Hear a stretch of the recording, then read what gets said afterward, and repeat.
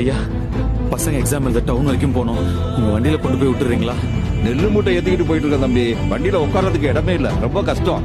ஐயா, கொஞ்சம் பாருங்க. அவங்க எதிர்காலமே இதை நம்பிதான் இருக்குங்க. சொன்னா யோ பெரியவர என்ன செய்றீங்க? ஐத்தியமா உங்களுக்கு? நெல்லு மூட்டையெல்லாம் கீழே தூக்கி போடுறீங்க. நான் ஒன்னும் பைத்தியம் இல்ல, இது என் கடமை. இது இன்னைக்கு இல்லைனாலும் என்னைக்கு இருந்தாலும் ஒத்துக்கலாம். பசங்க படிக்கிறாங்க, பரீட்சைக்கு போறாங்க, அவங்களோட எதிர்காலமே அங்க இருக்குதா. பேசாம எல்லாத்தையும் இறக்கி போடு போடு.